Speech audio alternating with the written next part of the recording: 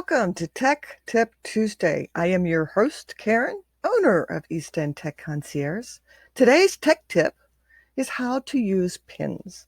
Think of pins as the magnet on the refrigerator, the thumbtack with the corkboard. It allows you to customize your system for ease of access. And customability, everybody uses their systems differently. So let's go over how to use this. I am one that likes to have all of my preferences at the bottom. So it's just an easy click when I want to go somewhere. So first of all, I'm going to move both of these, Google Chrome and Firefox, down to my taskbar. And I'm going to do it two different ways. One way to do it is just left click on it, hold, and then drag it down into the toolbar wherever you want to put it. Right there. Okay. And you can do the same thing. You used to be able to drag and drop it, but you can unpin by doing a left click and say unpin from taskbar. Okay. Well, let's do that again.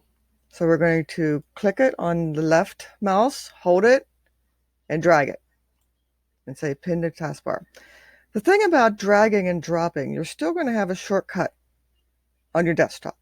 Some people don't mind that. I only have a few over here that I have as necessary.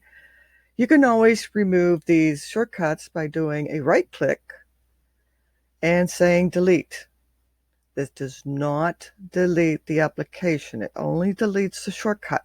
I'm going to do the same thing with this one over here. Now let's go back to pin. You can also do this from your start menu. Let's go over to start and let's pick access. If you do a right click, you can pin it to start, which is going to put it over in this area on your start. Or if you go into more, you can say pin to the taskbar. And access is now added down there on the taskbar for you. And drag and move it wherever you want to move it. It's a really handy feature.